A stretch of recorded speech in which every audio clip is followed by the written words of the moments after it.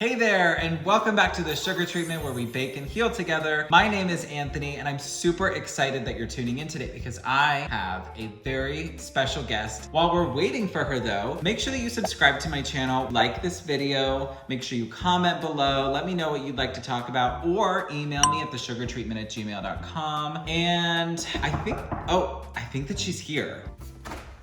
It is her. Oh my gosh. Come on in. How are you?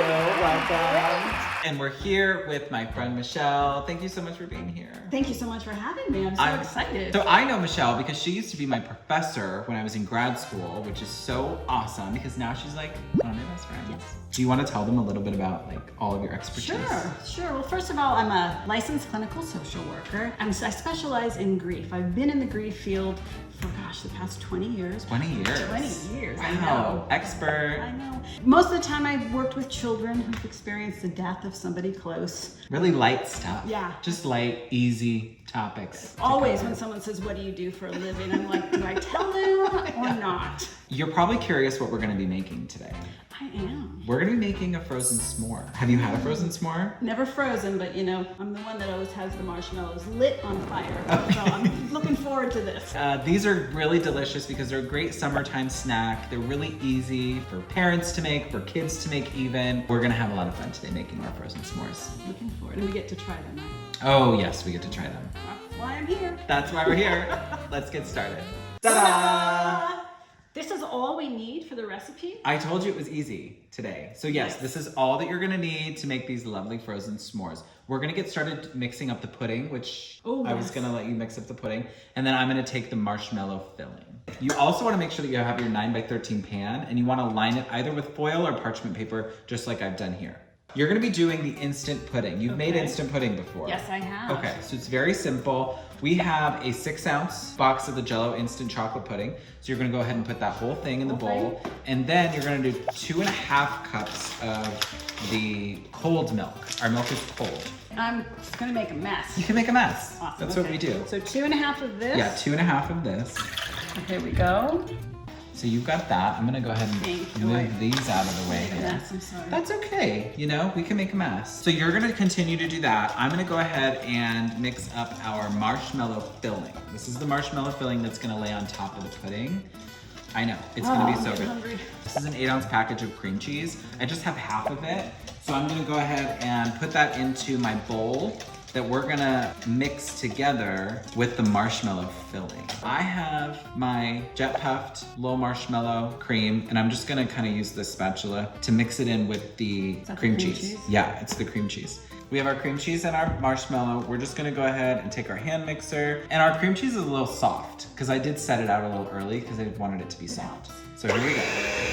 I'm getting marshmallow on the cord. My bad.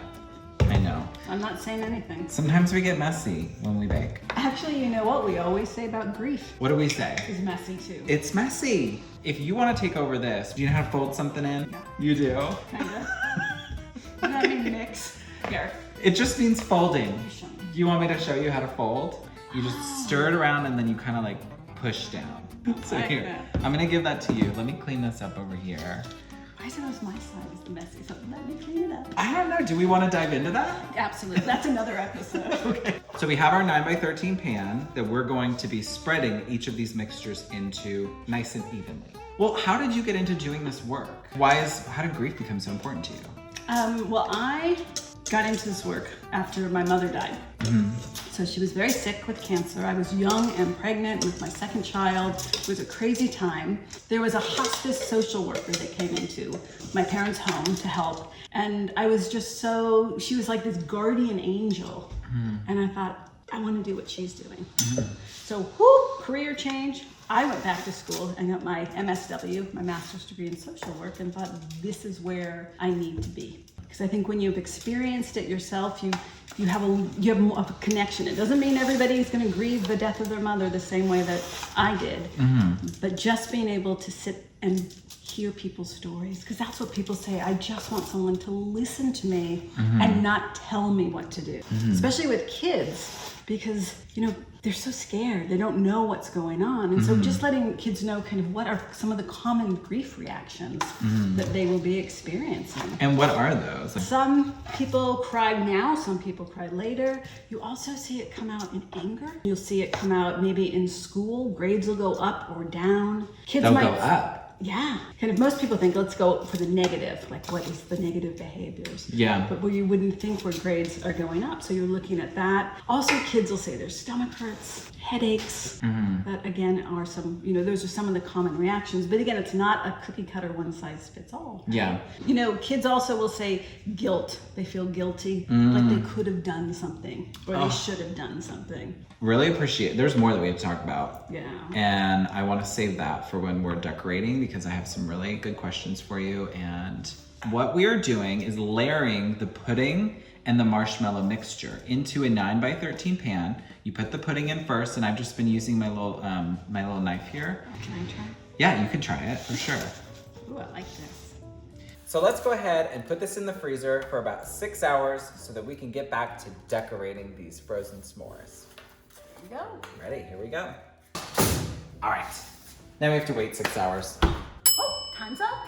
Here we go. Oh my gosh, I can't believe it's been 6 hours. We have our frozen marshmallow mixture and pudding mixture here in the pan. I'm gonna take it out and I'm gonna be cutting it, but what I would like for you to do is take our graham crackers and just break them in half, because we're gonna make little s'mores with them. Okay. Tell us how we can support kids who are grieving. Like in particular, like parents, because a lot of times when kids are grieving, they're probably not alone, right? Right. And the parents are grieving as well, so they're kind of a little bit lost of what do we do? What do I do? I'm grieving, but my kid's crying, and how do I take care of that? So for parents, it's important to take care of your own grief, whatever that looks like. Okay, so you're not turning your kid into your therapist. You're not like running things by them. So whatever you need to do, go talk to other adults, therapist, support group, take care of your grief, because it's your job to take care of the kids. Yeah, that's a good point. You did so well with This that. one's a little- I am gonna need 12. Oh God. Sorry. Guess what's for dinner tonight? Okay, so what else? Like, how else can we support kids, or what else do you think is important for parents or loved ones of children? What is it important for them to know? When kids ask the questions, be willing to answer. And if you don't know the answer, just say, I don't know the answer. One of the biggest things that adults do is they tend to use euphemisms. Let's just be real clear about what that is. Okay, so for our audience. I love this. For instance, many times people will say, oh, we lost your grandfather. Oh, okay, yes. Or dad was sick and he went to sleep and didn't wake up. Or But what else? Can you they're think not of lost, anything? they're not Right. asleep. 'Cause think about what, especially for us, a younger child, what lost means, right? Well, if he's lost, let's go find him. Okay, I see. There's I so see. much stigma attached to grief, but a lot of adults don't like that. I'll say this is how you have to kind of explain it to the kids, and they'll be like, "Oh, that sounds really harsh." Well, you know what? That then lets the kids know that you're not comfortable talking about it. So then it's less likely that your kids are going to come to you when they need grief help.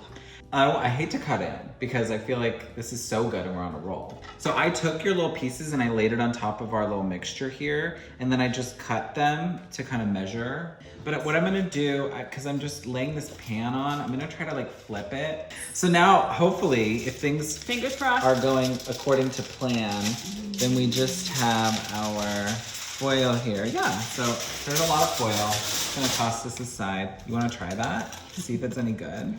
Well, I know it's good. It's gonna be delicious. Great thing about this recipe, Michelle, Yes. is that what we can do is we can cut these out, and even if they're a little bit like soggy, we can put them back in the freezer and they'll stay for like, I don't know, I think like a couple days at least. Let's just see if I can cut this out so that you can then decorate. Are you ready to decorate? Look at these. Let me give you one here. What do we do when we need help? For the most We call Michelle, Yes, basically. you can call me. I love these. You know what I'm gonna do before you even start that? Finish that. I wanna put these in the freezer so that when we're ready to try them, they're gonna stay together. Do you think that's a good idea? Yeah, that's probably a good idea. We'll go ahead and continue to do this, but you were saying For extra support. extra support. So kids, if they need to, they can get into a peer support group. being with other kids their age, because that's one of the first things when you ask kids about things, they're like, nobody gets it. For the most part, they're maybe one of few in the class that have had either a parent die or someone close to them die, and so they just want to be with somebody else that gets it. The other thing is they also individual therapy if that's needed. Which is something you do. Yes, it is right? what I do. I work so with we're gonna kids and adults. You work with kids and adults. So we're gonna make sure that we post Michelle's contact information here in the video. You have a website? I do. So what is the website? Michele Bartlett, LCSW.com. And we'll put that in the description of the video so you can go there and check out all the great work that Michelle's doing, and then we'll put her email, or what do you want? Yeah, What do you want the public email. to have? They can Email? have my email. Okay, cool. So we'll They put that can on reach there. out if they just have questions, or if they need resources or somehow to connect, because grief can feel so lonely. As a parent, especially if your partner has died, trying to navigate it all on your own, and as a single parent. Oh God. So looking at, how you can get help that way. Yeah. I was also going to talk about, involving the kids however you can in whether it's the funeral, a memorial service. Oh wow. Yeah. Oh, I see. That wouldn't have occurred to me. Yeah, because it really helps kids get the chance to say goodbye. I see. And again, that's another one of those things like, oh, should they, shouldn't they? If they don't go, it'll be better because then they won't know. But Yeah, again, like keep them in the dark. all of that's going on in their head, right? The worst things happen to them. Yeah. And so all of it's going on in their head. And so giving them a space.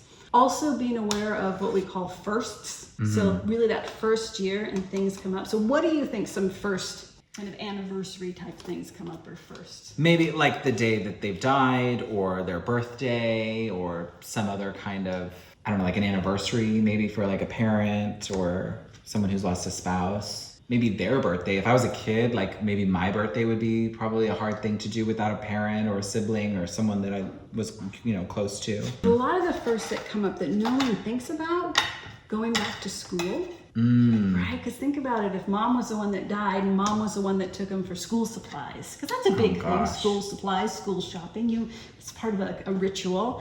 The other one, a kid once told me, and I just felt, baseball season, right? So springtime, he was acting out in class and nobody was really putting it together. Yeah. Grief was over, kind of the overarching theme, but because his dad was the baseball coach. God, right? that must have like hit you so hard in the heart.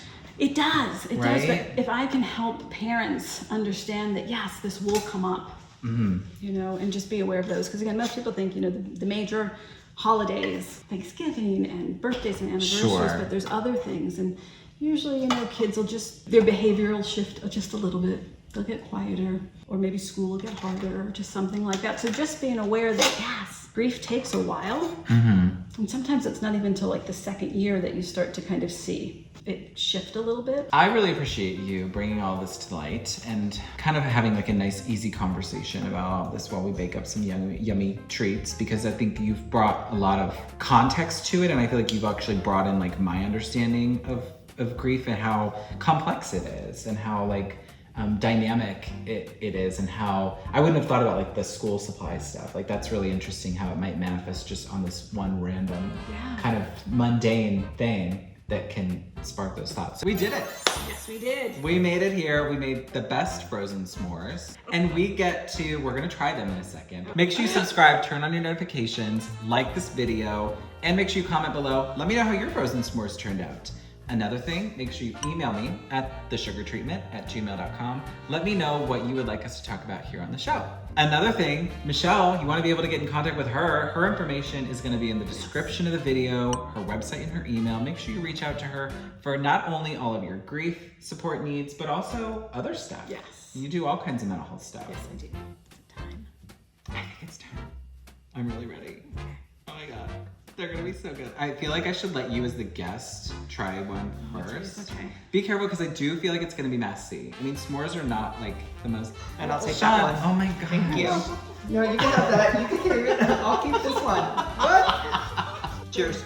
Cheers. Got it just a little bit. We'll see you next time. Keep it sweet.